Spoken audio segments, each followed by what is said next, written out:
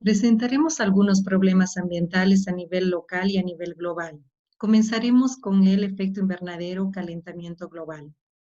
El efecto invernadero es un fenómeno natural positivo para la Tierra, ya que le permite tener una temperatura promedio de 15 grados centígrados. Sin este fenómeno, la temperatura de la Tierra sería de menos 18 grados centígrados. Hay un equilibrio entre la cantidad de energía emitida por el Sol, que es reflejada por la atmósfera y que es absorbida por la superficie de la Tierra, lo que permite calentarla. La superficie emite un tipo de energía en forma de radiación infrarroja, la cual es reflejada a través de la atmósfera, pero una parte es remitida, lográndose así alcanzar las temperaturas adecuadas. Sin embargo, cuando hay una modificación en la composición de los gases, esta remisión de la radiación infrarroja aumenta, lo que conocemos como calentamiento global. ¿Qué gases son los causantes de este problema? Son gases que son introducidos como resultado de las actividades antropogénicas que realizamos. Los más importantes son el dióxido de carbono, el metano, los óxidos de nitrógeno, el ozono, los clorofluorocarbonos y el vapor de agua. Las fuentes principales que generan dióxido de carbono son los combustibles fósiles en los procesos de quema del petróleo, del carbón, del gas, la biomasa, y también podríamos incluir como fuente generadora a la deforestación, ya que los árboles lo que hacen es capturar el dióxido de carbono y transformarlo y emitir en forma de oxígeno.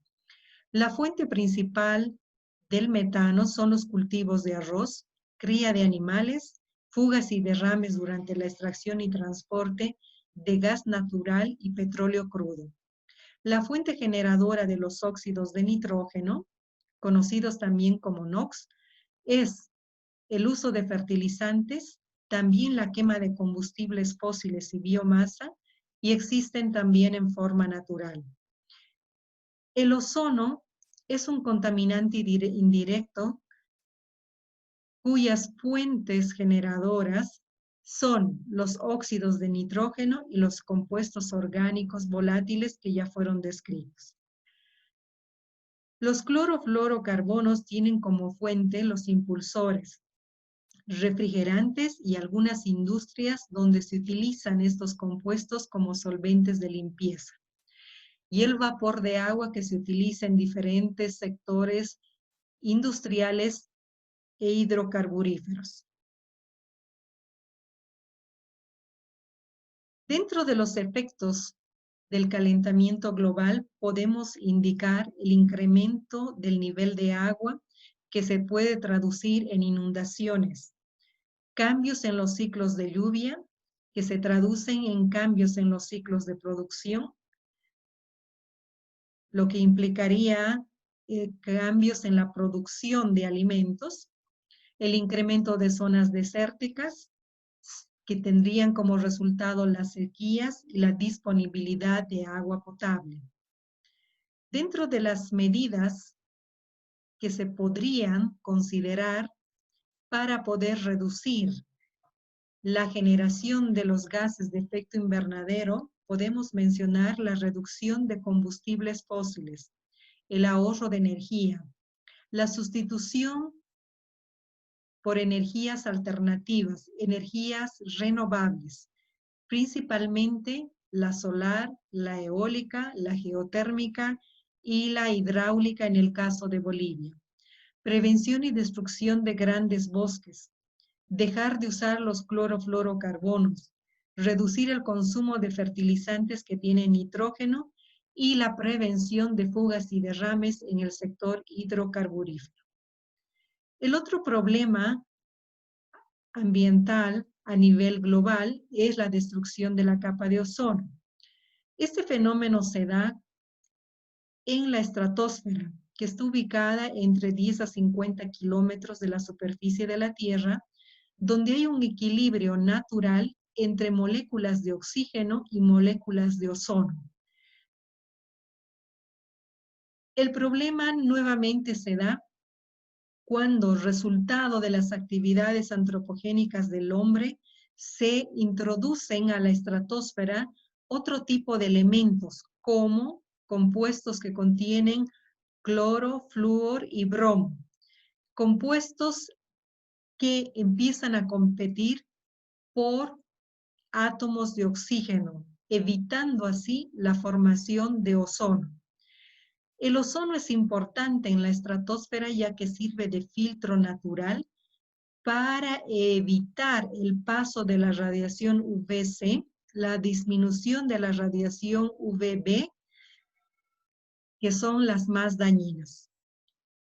Dentro de los compuestos que generan estos elementos o estos problemas, están los clorofluorocarbonos, que también tenían un aporte y un efecto negativo en el calentamiento global.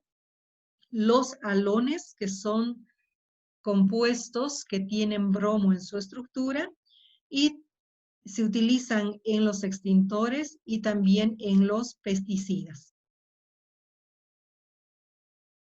Los problemas que se tienen con la destrucción de la capa de ozono se puede reflejar en efectos en la salud. Por ejemplo, el cáncer en la piel, cataratas y una disminución en el sistema inmunológico. También afecta a la vida marina, especialmente al fitoplancton, que es el inicio de la cadena fitotrópica que se tiene en la cadena alimentaria. Otro de los problemas que se tiene es el smog fotoquímico. El smog fotoquímico se puede percibir especialmente en las ciudades donde hay muchas fuentes, tanto artificiales como naturales, fuentes móviles, fuentes fijas, donde se generan compuestos primarios como el monóxido de carbono, el dióxido de carbono, el dióxido de azufre, el monóxido de nitrógeno y el dióxido de nitrógeno, los cuales van reaccionando y van formando otros contaminantes secundarios. Este fenómeno es negativo para la salud de las personas. Se relaciona principalmente a efectos relacionados con la salud de las personas, efectos respiratorios, principalmente, y temas de alergia. El otro problema ambiental a nivel local se conoce también como la acidificación de suelos y aguas, tanto superficiales como subterráneas. Esto también es el resultado de las actividades antropogénicas, donde se generan ciertos gases de las familias de los óxidos de azufre, los óxidos de nitrógeno y los óxidos de carbono, ya sea de fuentes fijas móviles que provienen principalmente del transporte y del sector industrial, que al ser liberados y entrar en contacto con el agua, forman ácidos como el ácido nítrico y el ácido sulfúrico, que son ácidos altamente dañinos y fuertes. Y en el caso de los óxidos de carbono, que estarían formando ácidos mucho más débiles. Una vez que cae esta agua acidificada sobre el suelo, contamina y hay un daño especialmente a las plantas, que en su proceso además podrían extraer algunos elementos como los metales pesados que tienen un efecto negativo en la salud de las personas y ser transportados ya sea a otros espacios o podrían llegar también a fuentes superficiales o a fuentes subterráneas de agua.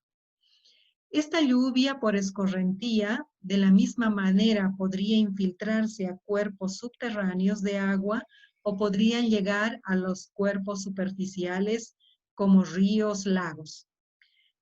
Los problemas que se dan con el tema de la lluvia ácida no solo es el tema de la vegetación, sino también pueden ser a edificios, monumentos históricos por el daño y el ataque de estos ácidos sobre estos materiales. Otro de los problemas es la eutrofización. La eutrofización se da en cuerpos de agua y es el resultado de la adición de compuestos ricos en nitrógeno y fósforo, principalmente nitratos y fosfatos, que son añadidos como resultado nuevamente de las actividades del hombre.